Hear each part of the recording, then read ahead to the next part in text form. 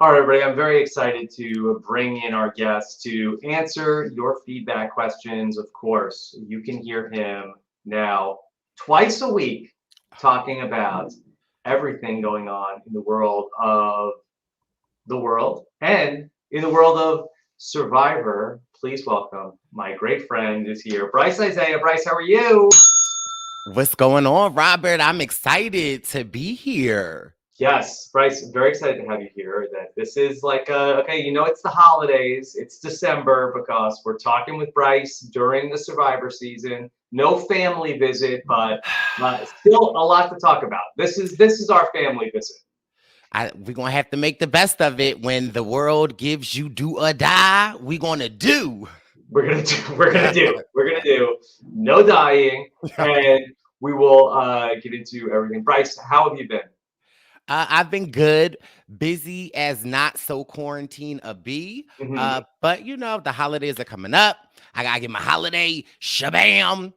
We've Hmm. got the Bryce and Win Presents December Yes, 15th, the finale in I always say it wrong, so I have to like take an extra breath when I say it. So it's Hoboken. Hoboken. Yes, Hoboken, yes. yes. So you and Wendell have like basically like been on tour this season, where every couple of weeks, boom, boom, boom. Yeah, we really missed Survivor during the quarantine. We tried to stay as active in the community as possible. We created Where is Wendell instead of Waldo's and posted it to social media. And we just are like really excited to just like watch Survivor. And I think that's one of the things that really bonds Wendell and I's friendship is that like our love for Survivor. Like he really loves Survivor and I love Survivor. And so it's been so much fun to have Bryson Wynn Presents to go to different cities and to meet all of the fans and be able to like watch Survivor with people that like get you. They like that, like when Survivor on, shut up. Yeah, So yeah, I believe me, I get it. Yeah. Um, so Brice, of course, also that you've been podcasting about Survivor during this season as well with Wendell and Jack Atkins, aka from the Circle. Yes, Emily, yes, yes. yes. We've been covering the Survivor news on the Purple Pants podcast. My listeners, they like, baby boy, we need you to cover Survivor. And so I was bringing it to you on the Purple Pants podcast. But then the posse was like, listen, it's too late in the week. So we've been dropping the Purple Pants podcast Survivor news edition, either a Saturday, a Friday. And it's been really getting such a great response. People love to hear the dynamics of their favorite baby boys, me, Wendell, and Jack. And we break down Survivor. We have some in-depth conversation, and we have fun with it. It's not like not like any of the podcasts that are like, oh, I hate it. This is the worst. Like, no, listen, we ain't have Survivor in a whole year. That wasn't an impression of me, was it? No, no, Robert.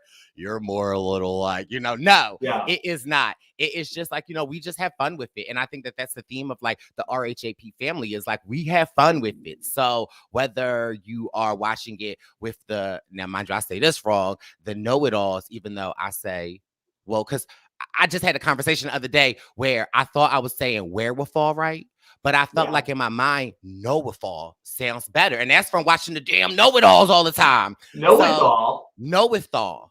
Yeah. Like wherewithal, like I had the wherewithal to know that I would love a Robert. Like, I say know-it-all because in my mind, it just sounds better. So, yeah, it's just really been Let me fun. try it on Steven. I mean, See if he likes it. I don't want Fishy will eat me up. Fishy will be like, no, that's not in the dictionary or the almanac, Bryce. So no. So yeah, it's been such fun to like podcast and be on the RHAP network. And take the time to plug. If you're not a Patreon, you better become. You got all of these goodies coming up. We did a Rob and Bryce Purple Pants podcast party. I see you got Adam coming on. I'm like, oh, let me Yep. sign up because I need to know how to get back on.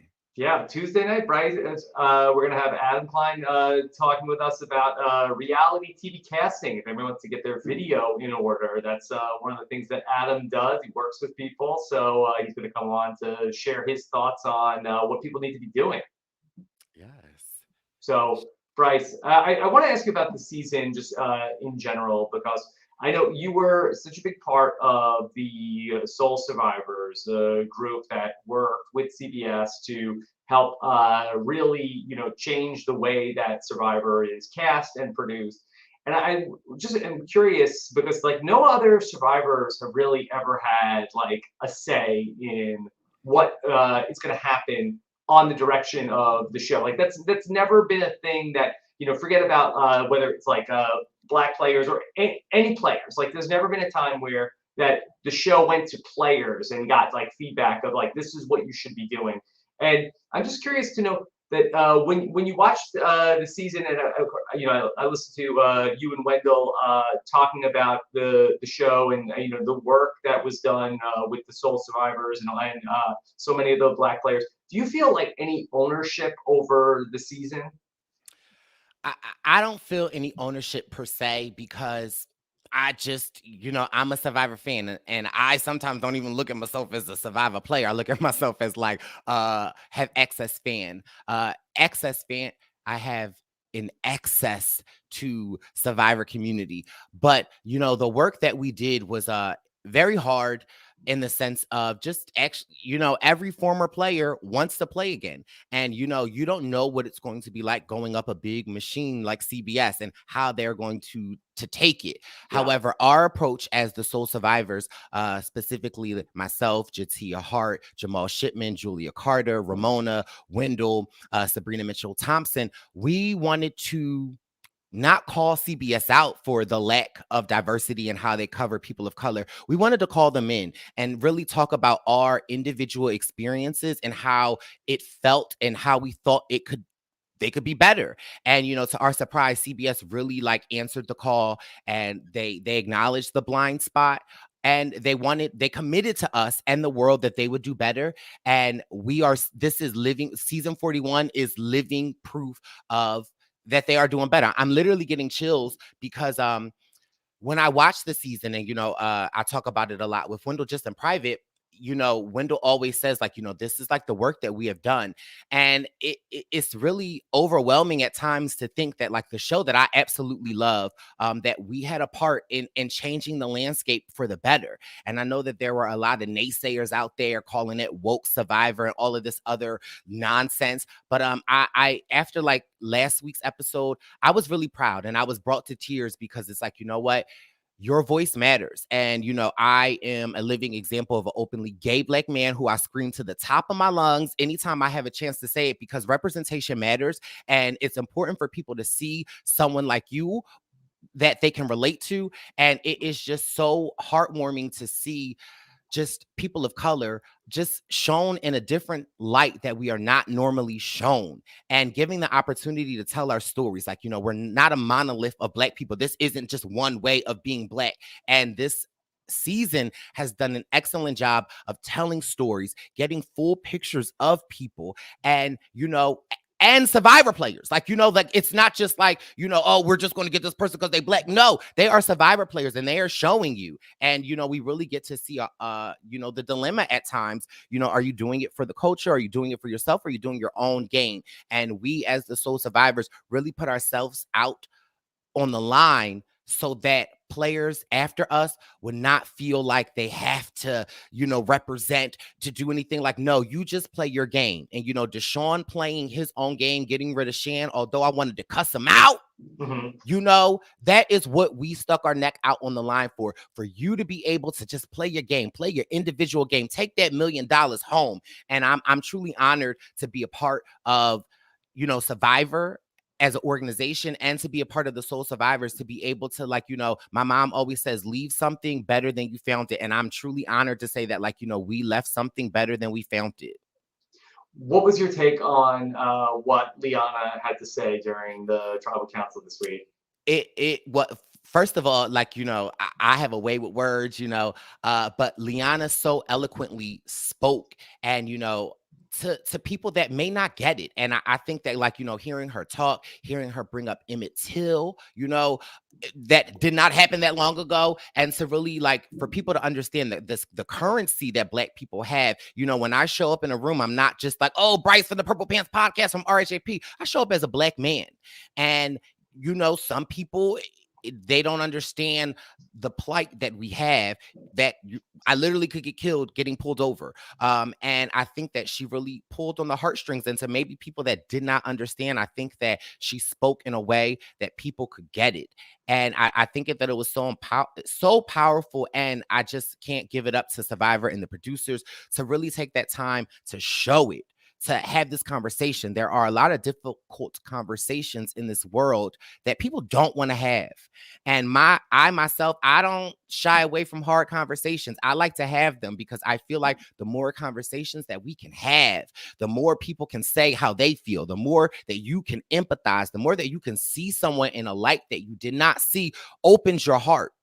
And opens your heart in a way that you may not understand, you may not see, but you can feel it, and you can see someone as a human. So I think that what Liana said at Tribal Council is how a lot of Black people feel, and it was just really good to see it, and it was really good to see it on Survivor. I just think that it was just very powerful, and it made me proud, and that's my little sis. So I was very proud of little sis. She was so good in that moment, and she's a woman who's 20 years old, who was on national television and just was able to just like make that like amazing speech. Like you would write that out and you would like rehearse it, and you would have a hard time like having it be as good as she did it during that speech, where she was thinking of like to the people watching at home. And she said that she was sorry to the people at home who didn't want to hear about this. And I just thought that was interesting that she said that she was sorry about that, because I feel like that we've come to this point where people are being able to tell their stories. What do you think about the fact that she was apologizing for telling her story? I can relate to that because, sometimes when you are not used to seeing yourself in spaces that others hold, you feel a sense of like, I feel bad for taking the time. But no, we as people of color, people in general need to not apologize for showing up and telling your story. And I think that is what is most important. And there was just a lot of feedback like, oh, I just want to watch Survivor. Like, no, like Survivor's supposed to be a microcosm of the world. And guess what? This is where we are at in 2021. And so this is a conversation that's need to have, because if not in Survivor, you're gonna go back to your everyday life and not understand and not get it and not have empathy for anyone. So I get it, and I am like Liana in the sense that I am very apologetic at times when I take my time to say what I want to say. But no, like this is not anything that we need to apologize. We're living in our truth, and baby boy likes to live in the truth. So I appreciate it. Yeah, it was a really incredible sequence, and just a great job all around by Liana, who I got to talk to the other day on the exit interview, and she was great on the exit interview also. Yeah, she's amazing. I had, the opportunity to maybe hang out with her, and she's amazing. She only her and I are around the same age, so Yes. but she is a Gen woman. Z. Yes, she's a woman of many years, and for her to be so young and for her to be so educated, smart, beautiful, it is. I'm just so excited to have her as a little sis. Okay, Brice, I have so many questions for you from the listeners of the podcast. We have lots of voicemails for you today, different callers. Why don't we start out with how about a big picture question, and let's check in with Bram, who wants to ask you this question. Let me just find it. Here we go. Here's Bram. Whoa.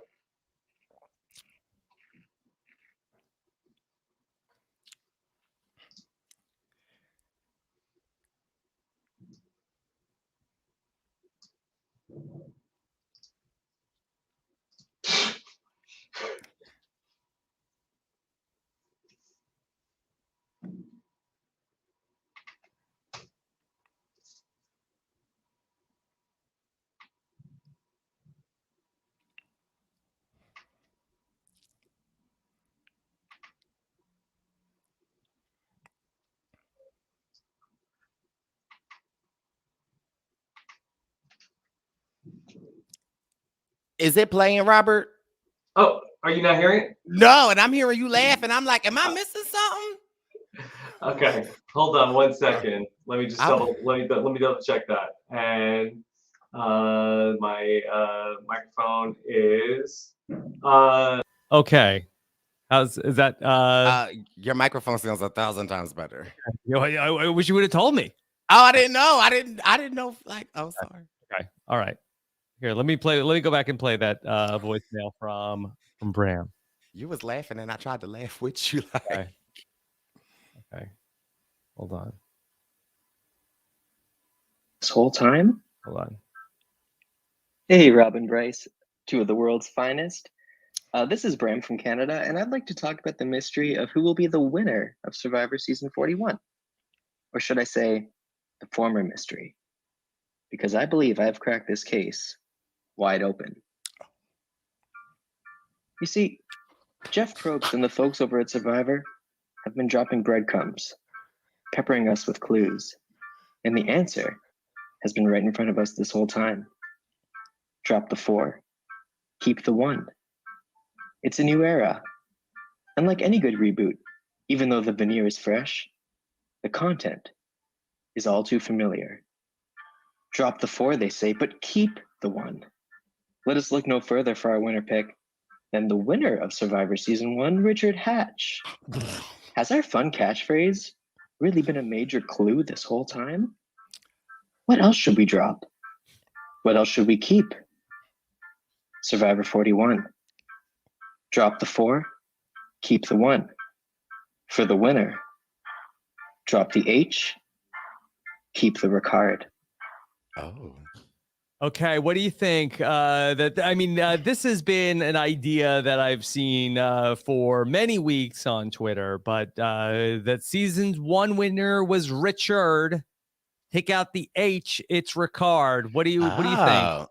Oh, I think y'all know I ain't good with the numbers, so I didn't know what drop the 4, keep the 1. I didn't know what that meant. I was like, well, can you drop the 4 off my student loans and keep the 1? Okay, that's what I was telling Sally Meg, and they just told me to pay your bill. So yeah, and then Richard Hatch, he naked in the woods somewhere, about to pop out and be like, hey guys, Let's hope not. okay, please. I don't know necessarily what the drop the 4, keep the 1 mean. Jeff gonna have to break that down in a secret scene when he talking to us, and Baby Boy seems to love those secret scenes. So here's my take. Obviously, I did It's a Look, and I felt like it was about to be Queen Shan, but that's right. You were so high on Shan from It's a Look, and I feel like in the preseason there wasn't a lot of Shan hype. You got it started. Listen, the Baby Boy know how to get the party started. However, episode 3, I was like, I love Shan, and but I was like, she's getting a lot of camera time, and I'm like, it's a lot. And although I enjoyed it, I was just like, yeah, I think Survivor and the editing is too obvious. And so I started to look other places. And I feel like after tonight's episode, or not tonight, or this week's episode, I really feel like 2 winner picks have illuminated in my mind. And one, I feel like Ricard is the clear winner pick. And I love everything about Ricard, the representation that he brings as a gay man, winning immunity challenges, something that the LGBTQ plus community can cheer for, because I ain't never win no immunity challenge. I ain't even make the merge. So I am screaming for Ricard. However, Baby Boy at this point, and we down the final 6, right? Got too big of a target on his back. And I think that it was a very smart move for him to take Shan out, but I feel like it was episode premature. And I feel like, in this episode, we heard Xander talking about, I don't want to get rid of Ricard because Ricard is a shield to me. And yeah, he is. But listen, I was telling this to somebody, how long do you keep the shield and put the helmet on? Because if it's too long that you keep the shield, baby, you just hold the shield for no reason, because the shield won't win. So you need to put the helmet on, protect your head and not your heart. Listen to Okay, me. we're in uncharted territory because Okay. I've never heard about the Survivor helmet before. So, okay. So you at some point you get rid of the shield and you At put some on a helmet, and the helmet is a different person that's going to protect you in a different way. The point is the helmet, you protect your head. Your head is knowledge is power. Your head is Yes. like, listen, your know-it-all. Okay. You know it all. Yeah. You know it all. And you got to play with your heart. So in order to play with your heart, you got to drop the shield, expose your heart. And Mhm. so I feel like after this episode, the two clear winner picks for me in my head, and I could be wrong, is Zaddy Xander or a Danny. Okay, Danny. Danny. Now listen to me here and listen to me clear.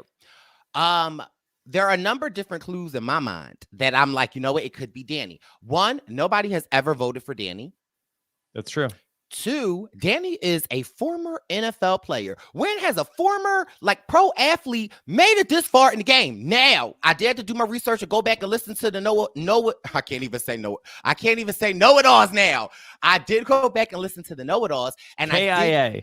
AIA. That's gonna be even more harder for me. Okay. KIA. Yes. You said AIA. What in the AIA is going on? Mhm. And I did know that Danny said that he was not a former player. He said that he was played, about to say basketball, but he played in college. So I'll give him that point. However, then it was the episode that Shan went home that I noticed Danny, first of all, his edits were getting a little bit more detailed, and everything that Deshaun wanted to do, it seemed like Danny might have been the quarterback and really was kind of like disseminating the information to Deshaun for it to be Deshaun. Then there was also that pivotal moment for me when he and Erica were talking, and Erica was like, well, listen, what you think about getting rid of, it might have been Shan. And Danny was like, yeah, something happened.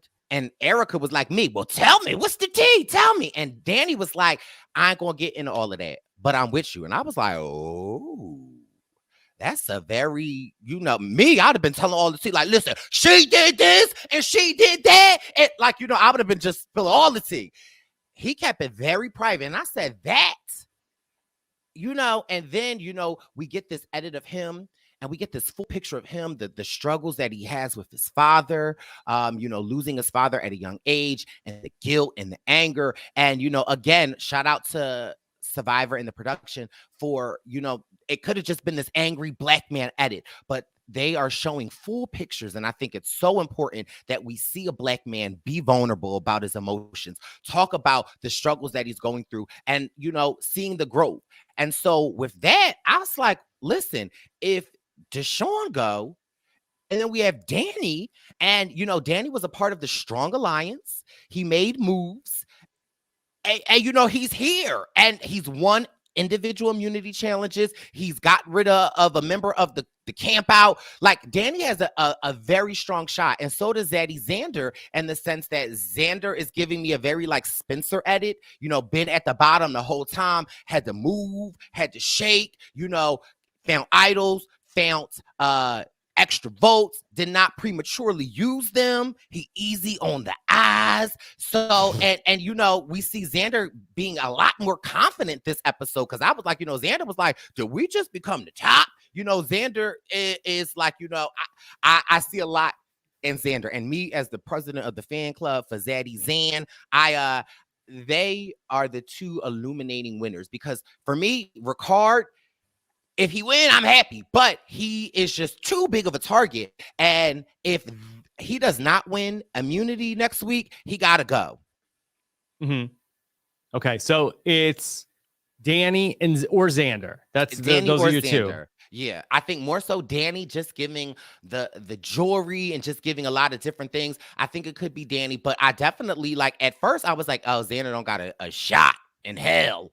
And now it seemed like hell is global warming is affecting hell, and hell is freezing over, because Xander is at the top of his alliance, and it's like, if Xander can keep this Heather and Erica strong, Xander got a shot in the dark, and I don't mean with me. Okay. You mentioned Erica. I have a question for you about Erica, and this one is from Noah. Hello, Brice and Rob. This is Noah from Brooklyn. I'm pulling up Erica's resume on Indeed.com, and it seems to have not passed the automatic screening, and she's just missing this major line in her resume. And I was thinking what it could be. What if she had gotten Liana and Heather and voted out Xander this week? Just like neutralize both the extra vote and the idol, have a major move on her part, don't let any of the men in on this plan, and ensure that you have two people that can sit next to you who have an even smaller resume, and Indeed is not paying attention to them either. And then you have control next time. At least you're at 3-3 split with two people who voted for the third one. Now, because of the extra vote being played, it would be 3 votes for Liana, 3 votes for Xander. But on a revote, wouldn't Deshawn and Danny flip to vote out Xander to get rid of the idol? Like, they can make them do that, right? It's an easy convincing process, right? I don't know. Okay. That's just my thought. All right. I want to see her get the job. All right. Bye. Good question right now. So that we'll talk Erica, but just so what she's suggesting could have happened was that the 3 women that were left in the game going into this last vote for Xander in this spot, which I just feel like that probably, I don't think Erica and Liana were ever gonna work together because in the yes, to get Xander out, Liana might have worked with anybody. So she might have. That's true. So maybe she might have.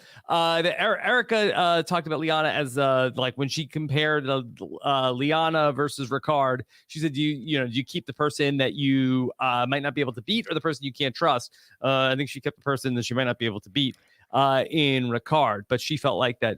She just didn't have that relationship with Liana. That's tough to make like a big move with somebody that you don't have that level of trust with. Yeah, and such a little bit of time. And hold on, because I'm pulling up my Indeed.com, and I am reviewing Erica's application. And you're right. It seems like she is qualified. She's got the education. She went to the school. But it does seem like we are missing her work history. And I love Erica. And I think that Erica is, from episode 2, when Danny, Deshawn, and Nasir, they didn't really want to let her in. I'm like, why y'all hating? Like, I don't understand. But I do think that Erica's probably her best chance would probably be sitting next to a Xander, not sitting next to a Ricard, a Danny, or a Deshawn. So I feel like her bigger move would have been to get rid of Ricard. And I feel like she should have maybe worked that a little harder. But, when you at the bottom, which I know all too well, you got to go with what you are given. And because at this point, I was like talking to Wendell the other day, and I'm like, well, listen, if you can't get to the end and you're not going to win, let me get me another episode. Let me increase this CBS check a little bit more. And so maybe that is where she is at. But yeah, I think that what Erica is missing is the work history. And unfortunately, it's not anything that she is doing. She's been trying, but she was not able to kind of sort of solid the alliance that she needed. And, she's just been surviving like Xander, unfortunately. So I think that the fact that she was able to make it this far is a huge boost in her resume. She did some extra school activities. So, us as the employer look at that in a very positive way. But yeah, there still is an end with her. And I feel like her best shot, honestly, would be with possibly a Deshawn and possibly a Heather. Mm-hmm. Yeah, I like her with Deshaun going to the end more so than a Xander, because I feel like that with Deshaun, I wonder if do you think that there could be the potential for like bitter jury votes where, and I don't mean to call them bitter jurors, but just the people voting against somebody who could. Do you think that Shan and Liana could potentially vote against Deshaun? Possibly. After tribal of this episode, maybe not, but definitely, like, play on those heartstrings. And, in this episode, Ricard really highlighted the fact that, like, we love Deshaun. However, he hasn't really been able to execute a lot of the moves that he wanted to be. And, he's kind of been all over the place and not been able to kind of sort of stick to a side. And in other seasons, that could really work well for you. Look at Tony. Like, so it's just the season that he is on, it's not working well for him. Although, in my eyes, Deshaun still has a shot to take home the $1 million. It is just, unfortunately, I feel like he and Ricard have illuminated themselves to be the biggest targets right now. And so I feel like the first two people, if I'm in this final 6, that I would have to get out is a Deshaun and a Ricard. Ricard being first, Deshaun being second. And I also think that could secure a win for Danny if Danny gets rid of Ricard, in the sense of, listen, I had to play my own game, bro. And we know that they've been as close as, like, a Wendell and a Dom. And if he can, because, when I'm looking up Danny's resume, Danny has the work experience, he has the education, he is just missing the extracurricular activities. And the extracurricular activity in this point would be pulling a big move that is on your own. Yes, you did big moves in an alliance, but anybody can take the credit for that. I need to see what, besides winning an immunity challenge, I need for you to orchestrate a vote that will secure you. And I think that if Danny were to take out Deshaun, I think that could possibly secure, a win for him. Going back to Erica, do you think that it's possible that Xander said to her that he was going to play the extra vote, and that was sort of the deal breaker for her in terms of voting out Ricard? I feel like Xander definitely wagered it to her, in the sense, because we see that scene and she like, well, why don't we take out Ricard? And he like, well, I don't want to. And he could be worrying that she is going to the other side. So I feel like he probably did kind of like, well, listen, I'm going to play this extra vote. So if you want to go to Rocks and it's going to be them, that's on you. And you will illuminate yourself in this crew that you're not with us, and you'll be the next target. So I definitely think he illuminated that. But, and we saw that she voted. So, he could have just said that extra vote for the, but I definitely think he used that, and that was very smart. And again, Xander only 20 years old, and he know, like, he know all of this. Zaddy is a player, and I think that we see that again and again and again and again and again, and I like to see it again. But I think that it again bodes well to his resume as being at the bottom and knowing how to vote, knowing when to pull back, knowing when to show up. So I mean, again, I think that, and this is no shade, I think that everybody left but one has the qualifications to get the job. Okay. There are some people that are like way more qualified. And that, depending on the 3 applications that, we have to review, but I think that, everyone but one person, at this point, really, they've got somewhat of a resume that I'm interested in. Indeed is locked and loaded. Yes. Okay. Let me play you a question. This is from Dragon, who wants to talk about the do or die. Okay. Here's Dragon. Mustache Dragon here. Mustache Got Dragon. A quick question for you. Do or die challenge. We got to talk about it.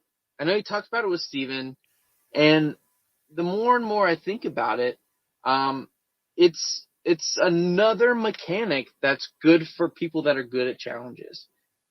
The further down the line you get, the less likely people are willing to risk a spot, especially if it's depending on how you look at it, either a 66% or a 33%, depending on how you look at the Monty Hall problem, opportunity to survive. So some people may take that opportunity to either win or take that opportunity to lose on purpose to guarantee that somebody doesn't get the opportunity to be safe, which is, I mean, that's galaxy brained to think that someone would on purpose lose to win the do or die challenge. So, I mean, it adds an extra layer, which is probably unnecessary if we think about it. But it's something that I think could help people that they're trying to help, or it could harm the people that they're trying to help. Like the Joes, the Davids, the Malcolms of the world. So looking forward to know what you're thinking. Okay. I love you, and I think you're doing a great job. The mustache dragon. Thank you. Not, because, you know, I don't know who I am. Yeah. Love you too. Okay. All right. Brice, what'd you think about the do or die? I liked it per se, in the sense that, you know, this is a new era. Expect the unexpected. Don't know what you're going to do. First of all, where was the do or die Cagayan? Okay, because I'm going to do. But I liked it. I like the fact that me personally, I like when the game throws stuff at us that has nothing really to do with the game and could take somebody out. Because, you know, for me, it gives more of a shot for an underdog, and I'm an underdog, so I like it. However, you know, I was reading on Twitter and I saw Xander on the episode, you know, it's the Pythagoras theory or something, or whatever, the door with the Monty Hall problem. Yes, the Montel Hall, the Montel Jordan, yes, I think it's Montel Williams. Oh yeah, well, you're come on. From the TV show. And do you know Montel Williams is like all tatted up, like underneath all of that? I was like, I didn't know that. Yes. Yeah, the Montel Jordan thing where, like, you know, the best probability is to keep switching your vote. But if Deshaun switched his vote, Montel Williams would have like got rid of him. So I don't understand the door with the door. So what I do understand is going with your heart, and I love the fact that Deshaun went with the heart. And you know, yeah. So I like it because I like the unexpected, because sometimes in Survivor, we see that like there is just a strong alliance, and like nothing of that alliance is going to change, and so they're just going to pick off the little people. So I like little stuff like this in the game that could throw the balance of the power off. And I'd like to see more of it. I know some people are like, oh, I don't like it, you know. But yeah, I definitely, now I don't know about mustache, you know when you're making like a sandwich and you like put the mayonnaise and the cheese and you like, oh, let me put this extra layer of mayonnaise on. No, mustard, we don't need that extra layer of mayonnaise. I don't think anybody is purposely dropping out to. I think you're gonna say you take the mayonnaise and you make a mustache with it. I know that's where you're going with the mustache. I was like, Brice, no. This is wild. A mayonnaise mustache, that's something. No. You were inventing something. No. That's just nasty. That's like, hey, Brice, you got that mayonnaise mustache. Get a napkin. Yeah. But Mustache Dragon's point was that he felt like that does the do or die help the underdogs, or does it help the people that are good at challenges? I mean, so I guess this is where his point is at. Like, not to say that an underdog can't be good at challenges. Right. So for me, I look at it like you're taking your game into your own hands at that point. So I can see how somebody would play it and then purposely lose. And then, because again, it's go big or go home. Are you still going to play with this shield, or are you going to put your helmet on? And I think that somebody purposely doing that is putting their helmet on and, playing their own game. And at least you can say nobody voted you out. So when the Twitter trolls come for you, you be like, well, how many votes did I get? Who voted me out? Right. So I feel like as I've sort of sat with the do or die over the course of the week, I will have to say that I feel like that I do like it more as the week has gone on. And the thing that I really do like about it is you don't have to do it. Right. You get the pick. It's not like that Jeff said, all right, here's the game this week. It's called do or die. And basically now you have opted into it, whether you wanted to or not. It's a little bit like eat or compete, but it's sort of like that. This actually has like some teeth there. It's not like, all right, you want a pizza party, or do you want to be in the immunity challenge? This is sort of like, okay, well, you have to weigh like, okay, how bad do I want immunity? And then, I could lose my life in the game if I screw this up. But I'm surprised so many people did the do or I guess it just goes to show like how wide open this is, that so many players felt like they needed to try to win immunity here at the final 7.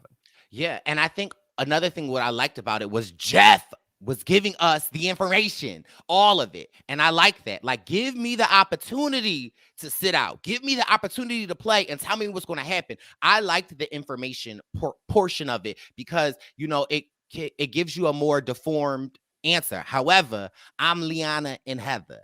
I'm going to just sit my old behind out. Well, I thought you said at the start of this, because I had a question, would Brice do the do or die? You said if there's a do or die, I'm doing. I mean, I'm just saying do or die, I'm a do. But but not this. Not in this one. I'm a root for y'all. But no, I mean, honestly, I think that I don't know. I might just talk trash because listen, though, if do or die, I'm a do. But in this do or die, I'm gonna sit out, and I'm gonna sit out too. Yeah. I'm a just come on, Zaddy, Zaddy, okay. That's me. Yeah, Brice, there is no loved ones visit this season, but if you could come out and be the loved one for one of these players, who would it be? Oh, I mean, listen, I'm coming out as Xander's partner, okay? Yeah. Like, I don't know. Listen, I would love I love to come out as the Sean cousin. I come out as Danny brother. I'll come out as Ricard friend. I'll come out as Heather's friend's brother. Okay. I'll come out as Erica's purple pants. Listen, I'll come out of Xander's pocket. Okay. It don't matter. I'm just coming out. Yeah. I mean, if you ever could be a loved one also, I mean, that would just be what a full circle moment that could be. Yes. A missed opportunity in season 40, but no, I would love it. Hey, could you imagine? Well, you have so many friends in the Survivor community. It's like really like you've got a lot of like potential options. All these people that could go back. If we don't get to see you back, maybe we could see you back as a loved one. Listen, and just know the pump that I pump out is going to be something nasty. First of all, I'm going to look Jeff up and down. Okay. Okay. Yeah. And be like, Jeffrey. It's gonna be that. You ever see that meme where it's like I don't know if it's like P Diddy and one of the what's his name? I don't know, but you just like Mace, not Mace. Come on, what you know about on and no, not Diddy and Mace. But yeah, no, I would love it. But listen, my pump would be something like, hey y'all. I've got another question about the do or die for you. This comes from the great Corey B. Hey, this is Corey B here. I haven't listened back to the episode since I watched it, but I had an idea, and I think maybe you could turn Jeff's wording around on him here, because if I recall correctly, Jeff says that the person who comes in last place in the challenge has to play do or die. Yeah. It's a game of chance in which your survivor life is on the line. And I remember him saying that immunity will not save you. So what if one person played in the challenge? Yes, they won individual immunity by default, but they also came in last place. Didn't they? I mean, if you think about it, they were also the last person to play in the challenge. And Jeff said specifically that immunity will not save you from the do or die twist. So what would happen if only one person chose to play? I mean, I don't think this would actually happen, but wouldn't it technically be supposed to based on Jeff's description? Anyway, thanks. Yeah. Bye. What would they do if only one person played? Would they just like cut out the whole do or die section from No. the episode? Because that's actually rather smart. Now, mind you, I have selective hearing, so I ain't hear that, and I know I wouldn't hear it on the island. But that would be amazing if everyone was like, sit out. And then the one person that, like, you know, it's a long shot, but you could, you know, make a strategy and everybody sit out. But the one person that does the do or die, like you win immunity, yes, you get that, you know, Jeff to put the necklace on you. You get that photo that you could put on your profile photo for the rest of, you know, your social media life. But then Jeff, like, you got to do or die. Yeah, but you have immunity. But Jeff he said, you know, what he just said. So, and then, yeah, I mean, it's a long shot, probably won't happen, but I mean, that is another way of thinking about it. Yeah. Can I play something for you from the setup for the do or die? The survivors come in, and I thought this was an interesting exchange that happened as the survivors walk in. Here, I'm going to play this for you. Hi, Dad. Well, thanks for another good morning, Aaron. Good morning. Wow, Heather too.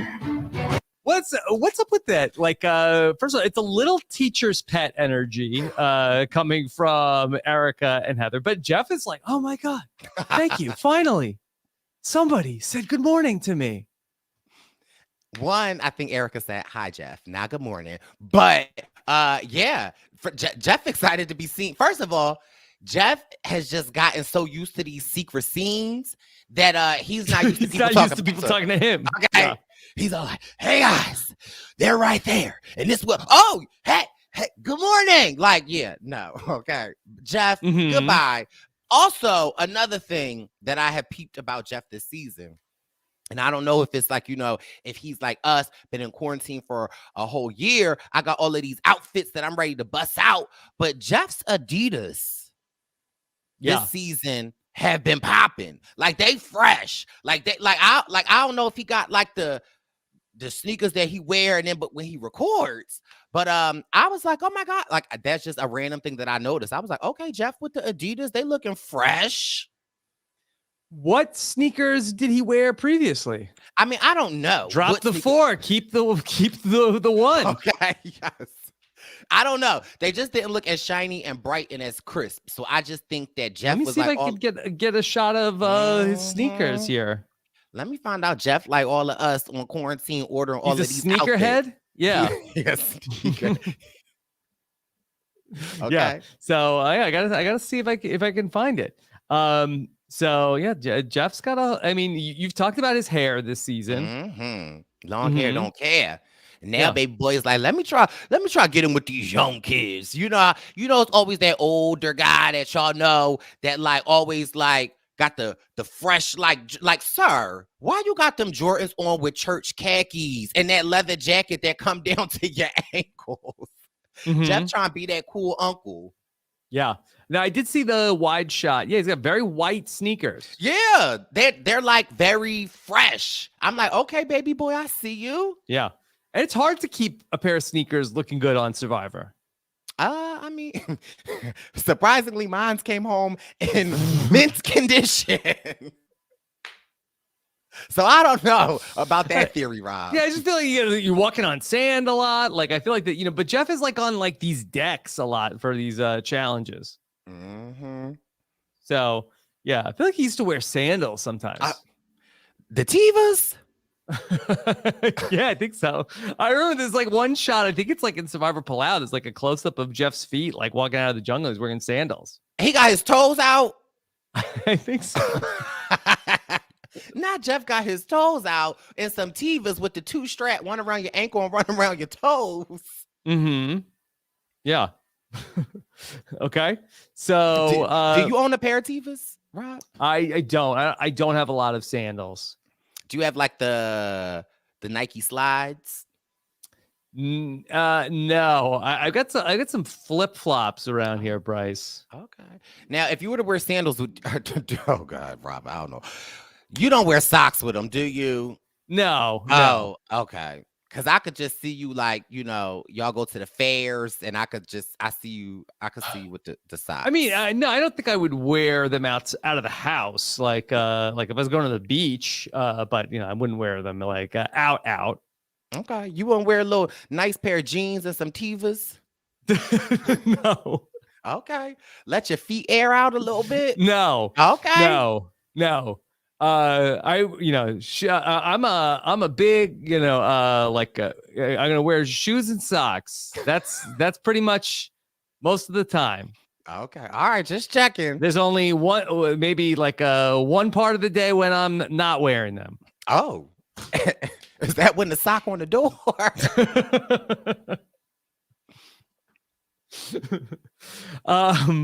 Let's see. How about this question? Let me ask you another question about the do or die from our friend Elisa that wants to have this question.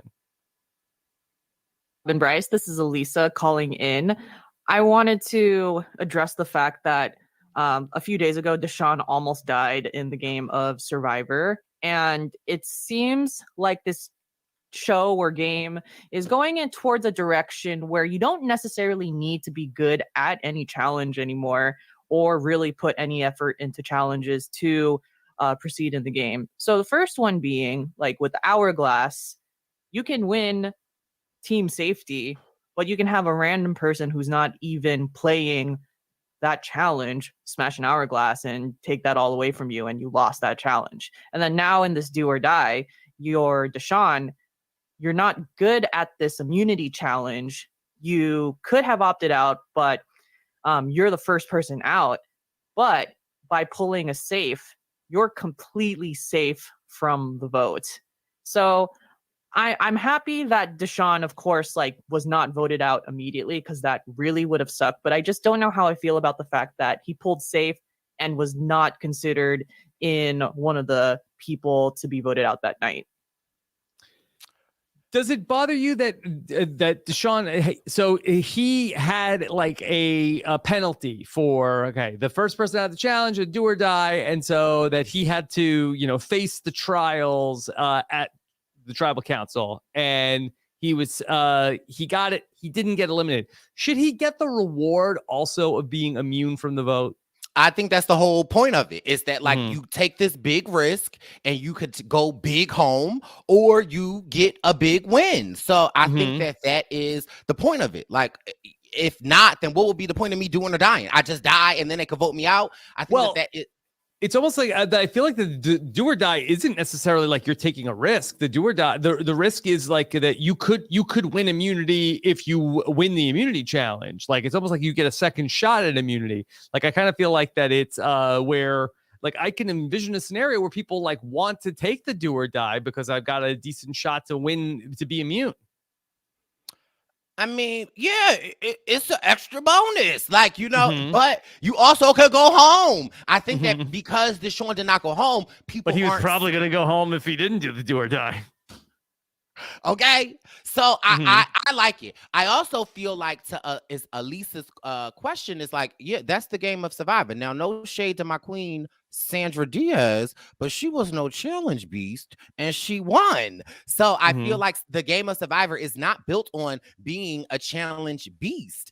It's a social game as well. So I don't think that these hourglasses or do or die really affect that. And again, I like the hourglass because it shows you, it's more, for me, the hourglass scene really shows you that, like, if you are in a power alliance, it benefits you to still keep those tentacles out in the world. Because if you don't and you just close off to your alliance, then you leave other people susceptible to doing something like that. So no, I love the hourglass, because it's like, if you are in a power alliance, still talk to people, still don't just I love all of these twists that give the power to somebody that don't have the power. I love it. That's Survivor, and that's the real world. Like, sometimes you never can expect the unexpected, and so yes, you might have this voting block that you vote in, which you got all of these people that you're so tight with, But guess what? Expect the unexpected. This is Survivor. So I love it. It keeps the game fresh because your favorite might go home, and then somebody that normally would have not seen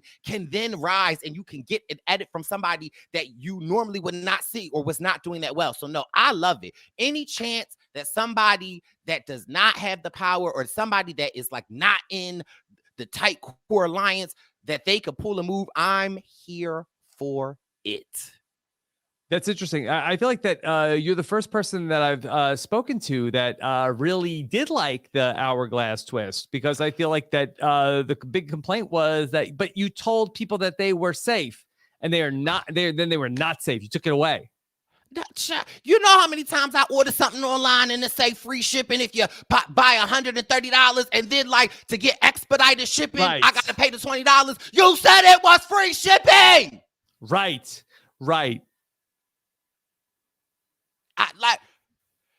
If So I true. want it in 3 days, it should be free shipping.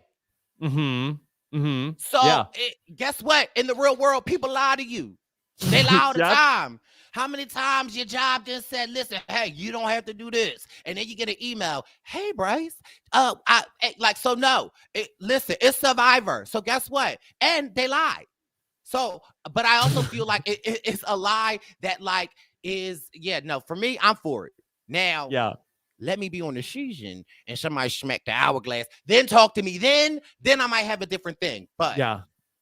So, Brice, do you feel like did they do enough stuff like this in this season? Did you want more? So, I mean, obviously, I would love more. However, reading the room and testing the temperature, I see that the fans don't like that. So, no, I think that one in the beginning of something like this is great.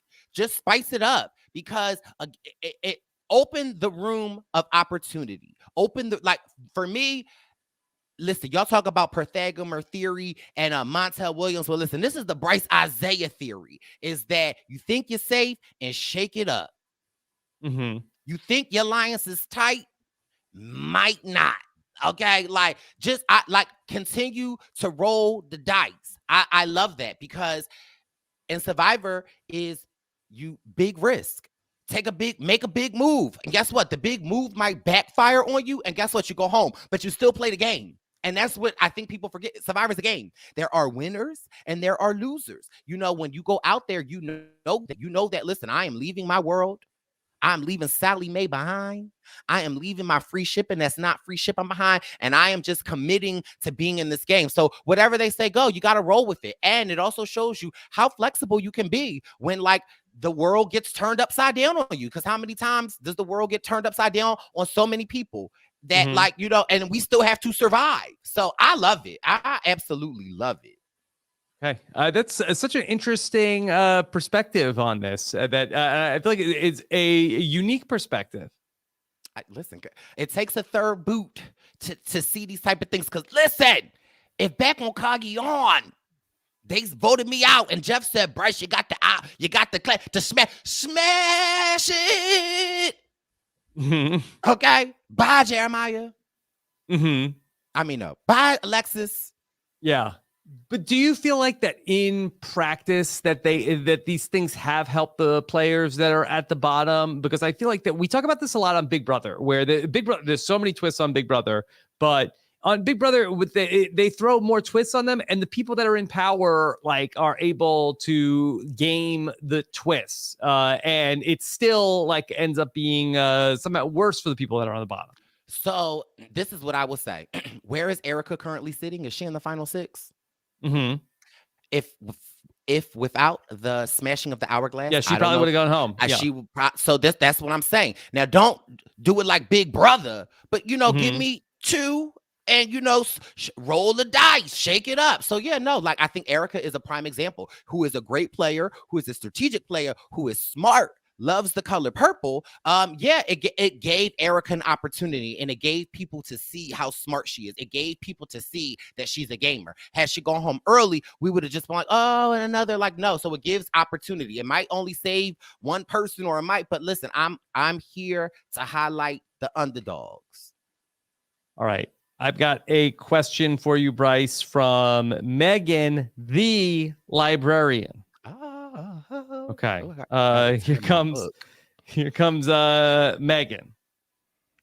Hi, Rob. Hi, Bryce. This is Megan, the librarian, calling. I hope you're both doing well. Okay, Bryce.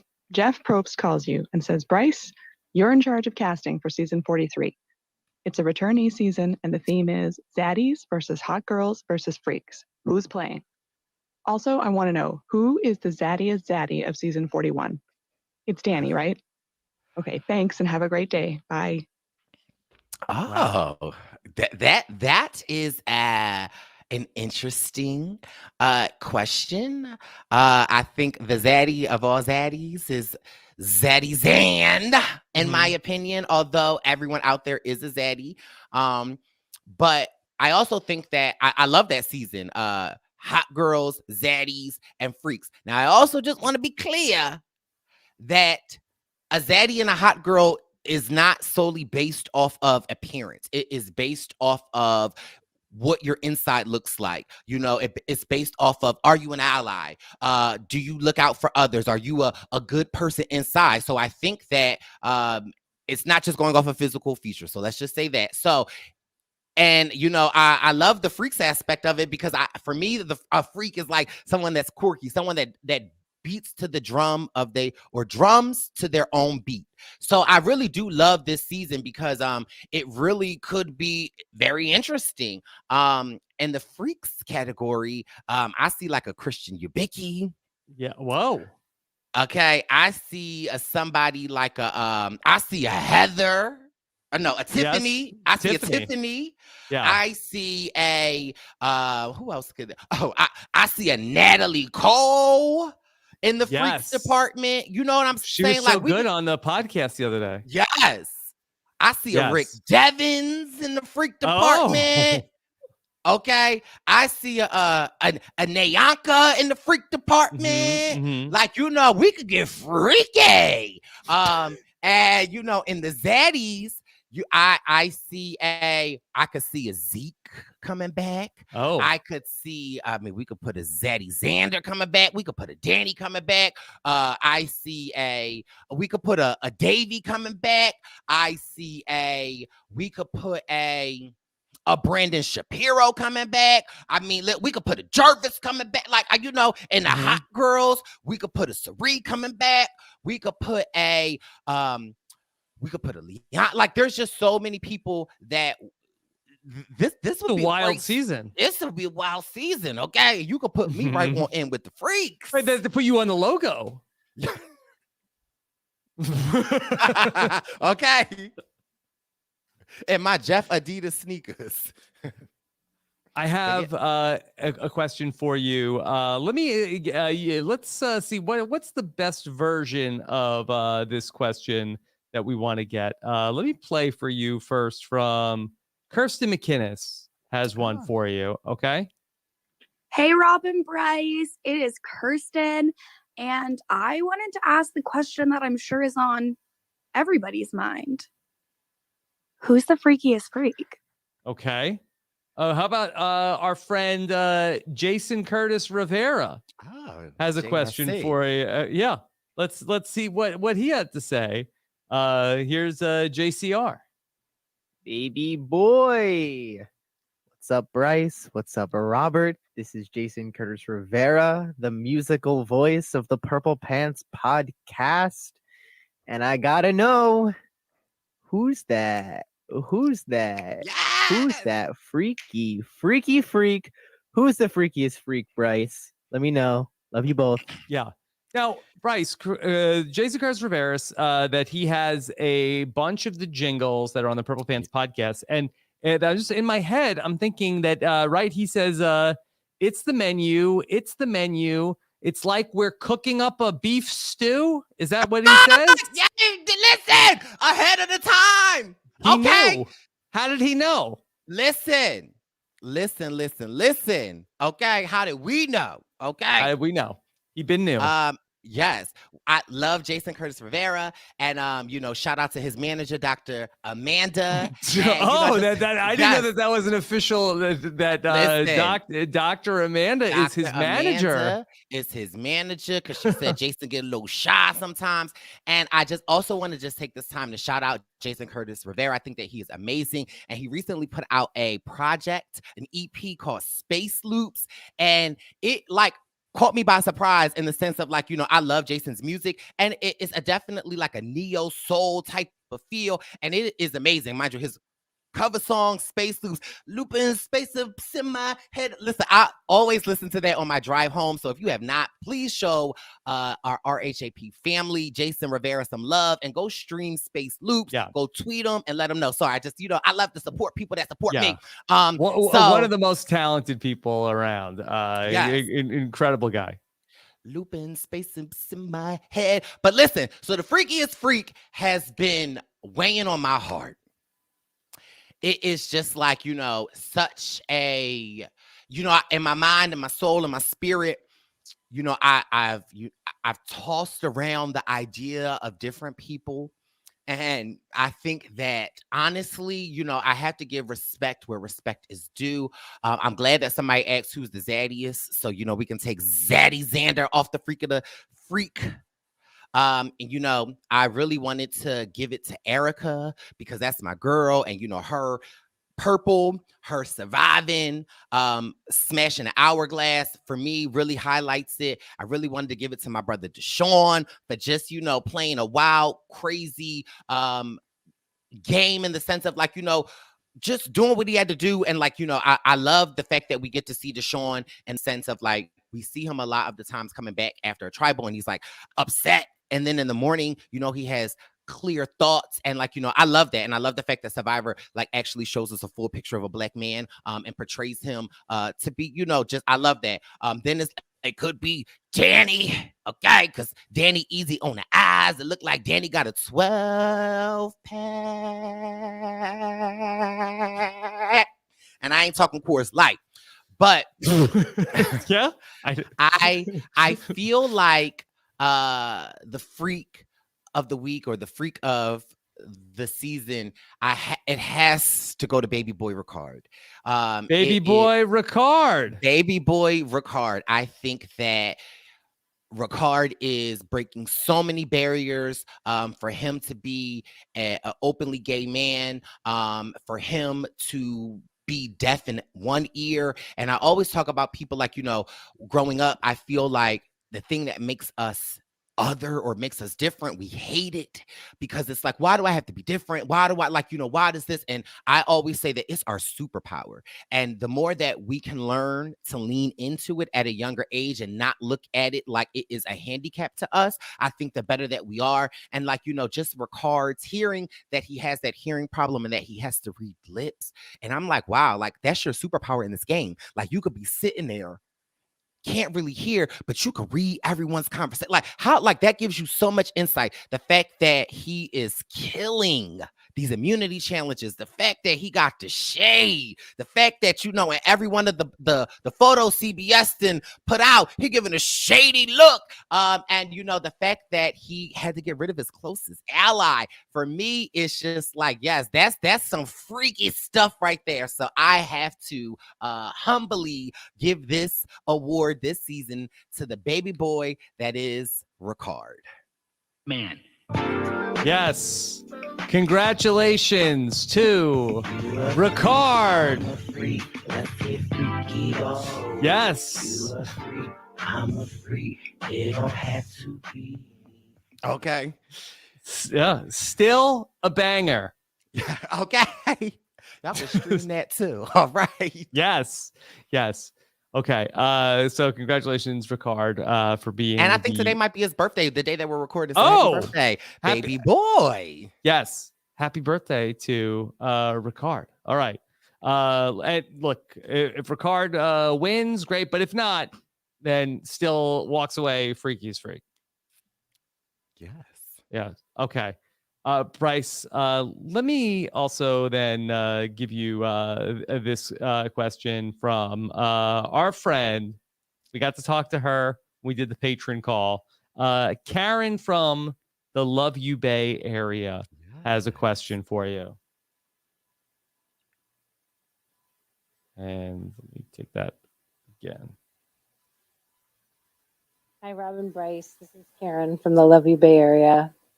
And when I thought of calling you today, I just thought I really wanted to acknowledge you both because so much of what we saw on our screens on Survivor this week, we never would have seen when the show started, or in season 6 or 8 or even 28.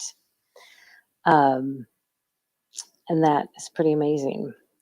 It made me think of this Margaret Mead quote that I've always loved for many, many years.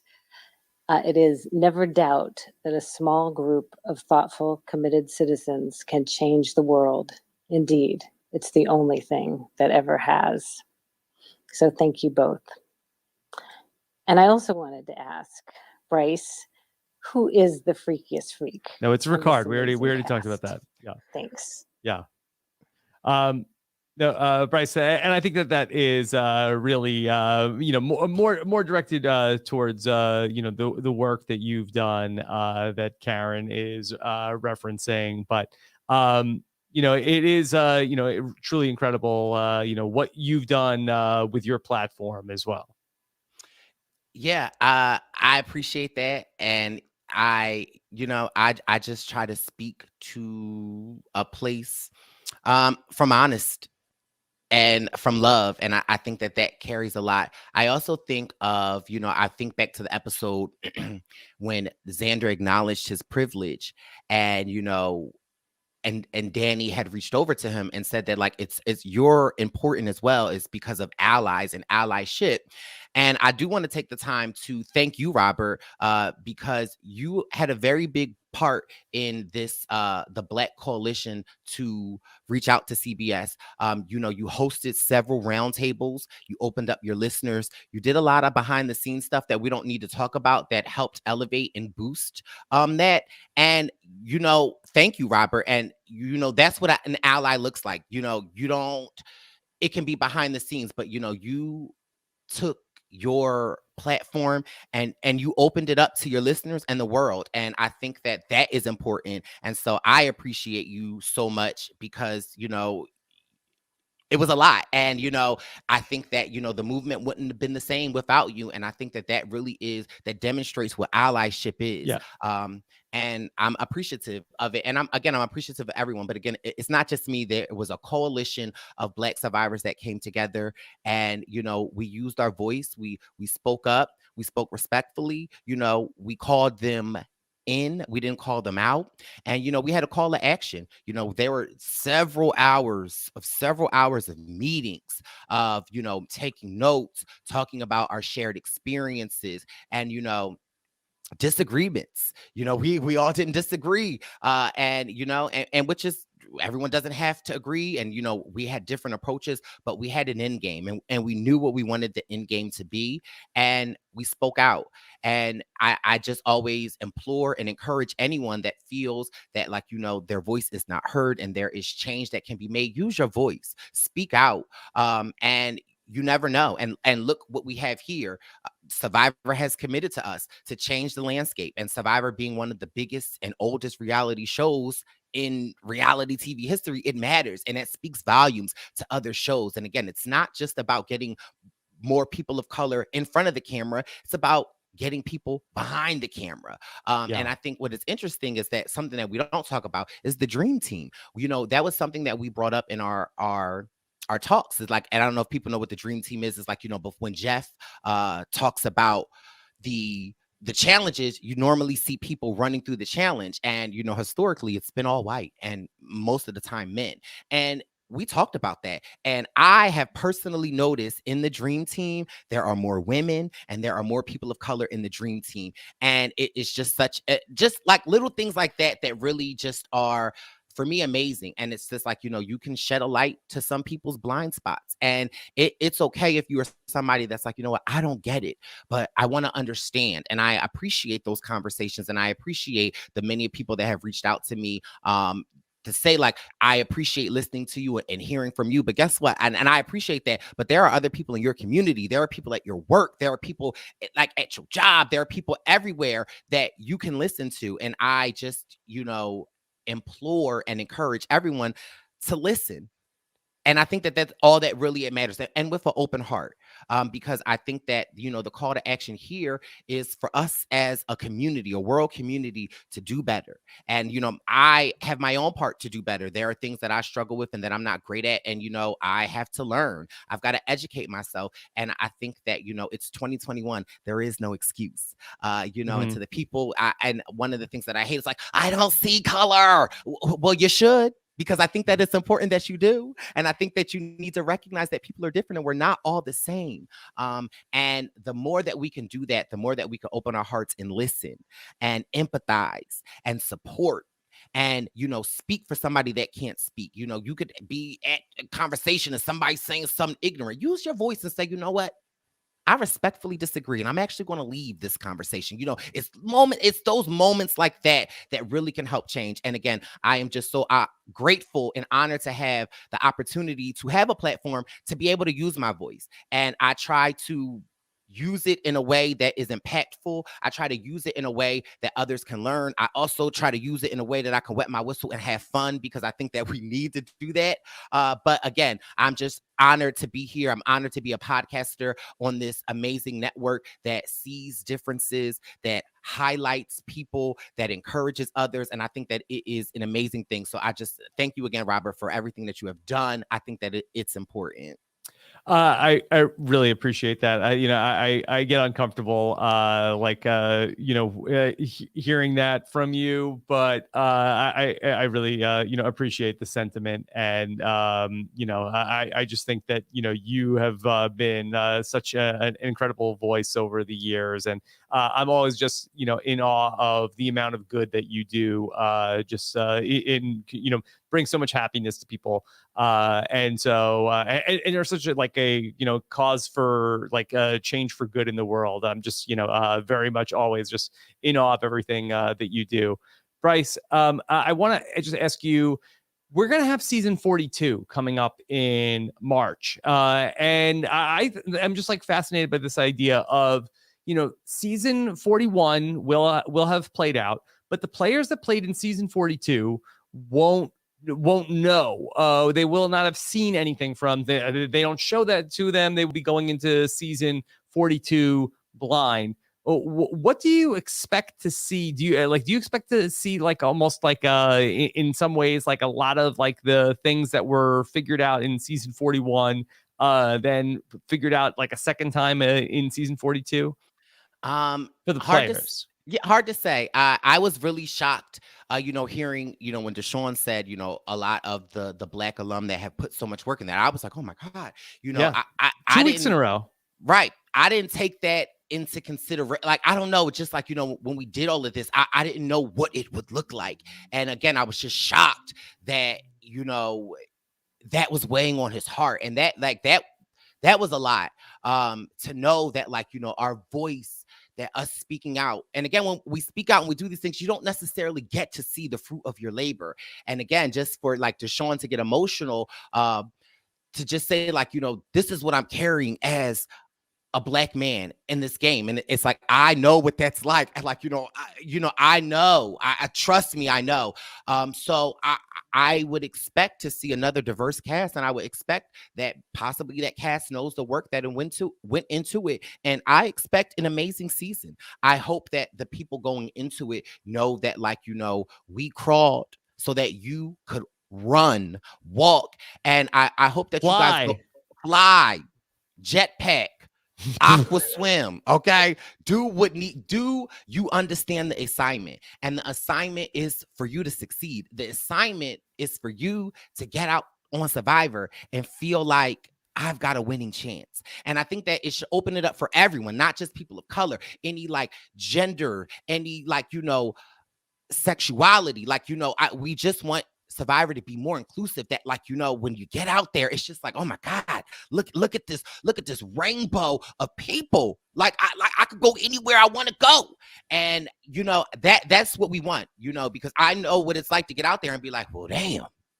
Mm-hmm. And I don't want anyone to ever feel that. Like you should go, oh damn, that's Jeff. Not, oh damn, I'm about to be out. Like, you know, I want you to go out there and play your game. And again, I just am excited because it's such a great season. And we see that when things are at a level playing field, you get great Survivor. And that's ultimately what I want, is great Survivor. I want to scream at the TV. I want to wet my whistle and tweet, what is you doing? I want to scream, baby boy. I want to say, Zaddy. I want to root. That's like, for me, that is why I love Survivor. It gives you all of the emotions.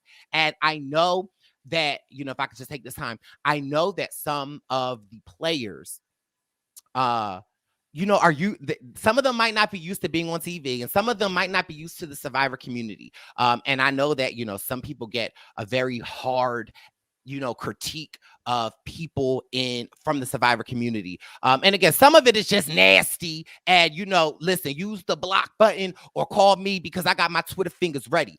I also just want to say that, like, you know, the Survivor community is like, you know, when we watch at home and we are like, you know, why would you do that? That was like, I hope that y'all know that. And again, I can only speak for myself and the people that I surround myself with. It's not coming from a place of hate. It's just coming from like, we love this game. And like, we feel like we on the island with you. So I think that, you know, take it with a grain of salt. You know, I don't think that any former players are being malicious. It's just that, like, you know, and again, I can only speak for myself and the circle of people that I choose to surround myself with. But, you know, if I'm screaming at you, if I'm tweeting you, what is you doing? It is just for me loving the game and wanting to root for it. And us Survivor us Survivor fans, because I'm a fan, we get so invested in it. And I think that, you know, when the next season comes on, I think a lot of the players will be able to kind of see it in a different light. You know, me as an alum player, I can see it. And my advice to any of the players, any future or former players that will play, is to have fun with it. You know, if you make fun of yourself, that you can't use it against them. And so, like, you know, I know it's a lot when millions of people are tweeting at you. Me, it's only 7, but, you know, just take it in and roll with it. Like, you know, listen, third boot, what? Okay, now it's an honor to be a third boot. So listen, it's a game. We love you. And it's so entertaining to watch. And I think that that's why a lot of the Survivor fans, they go so hard. But trust and believe when you're at an event or like, you know, like, oh my God, is that Robert with the Tivas and his toes out? Ah! No. That's not you. That's not me. But yeah, I just have to say that because I know that, you know, sometimes I could be in I tweet a lot, I say a lot, but it's never coming from a place of malice. It's coming from a place of like, I was rooting for you. We were all rooting for you. And I think that to some players, it can be a lot. And they think that, you know, the world is coming at them, but it's not. It's our Survivor community. It's like, you know, it's chaotic. Yeah. It's a lot. But, you know, we love to see it. And again, I'm just proud of this season. I'm proud of everyone that has contributed to making this season 41 amazing. Brice, so great to get to catch up and hear you talk a little bit with me here today. Of course, you can check out Brice's Survivor thoughts on the Purple Pants podcast. We've got the final 6 episode and then the finale. Only 2 weeks left. Oh God, jeez, Louise! Woo, and finale night. If you're in the Hoboken area, you could join Brice and Wen present December 15th, right? Yes. The tickets are available. You can click the link in my Twitter bio, Instagram bio, Windows bio. And we got a host of other reality stars coming with us. Some, you know, surprise guests. If you ever been to a Brice and Wen Presents, you know we are never lacking in the surprise guests. And so, we're excited to watch this historic event with you. So come on out, Brice and Wen Present. And it's going to be a great time. I'm so excited. And listen, you know, the holiday season is upon us. And what better way than to share love and to let somebody know that you love them, then with the gift of the Zaddy calendar. Zaddy calendar. Okay, the Brice Izyah 2022 Zaddy calendar. I still have a few left. They are going like hotcakes. So listen, if you're trying to show somebody they love, okay, you can click the link in my bio and bless somebody's life with a Zaddy. You know, Robert is in there. You know, we got Ben, we got Earl. Not wearing Tivas. Yeah. Okay, he might because we can't see his feet. You know, we got the baby boy. Okay. Yeah. And yeah. So it's a. Do you have a tease for Purple Pants podcast for Tuesday? Listen, it's an insecure week. You know, it's a Purple Pants premonitions. If you know, I got Gangsta Gurry coming with me. It's a Barb's message, which is truly such a highlight of just the community. I'm surprised at how much feedback my mom gets from it, and she honestly loves it. I love when people tweet me or write me a message. I send it to my mom and she writes back, and I just love having this connection with my mom because it's almost like she my employee. But who would have ever thought that me doing a podcast, I would have my mom with me, and it brings me a lot closer to my mom, and it's the holiday season. And so, yeah, just cherish your loved ones. And I'm just so happy for that opportunity. But yeah, and on Purple Pants podcast, Euphoria just announced they coming back out. So, we're going to be covering Euphoria. P Valley is coming back out. So yeah, we've got a lot of great things in store. Advice with Brice. So if you're not already, do yourself a favor and check out the Purple Pants podcast. Become a member of the posse, and listen, bless your life. Brice, thank you so much for making time to chat with me, and we will talk to you again soon, okay? Yes, of course. Thanks, Robert.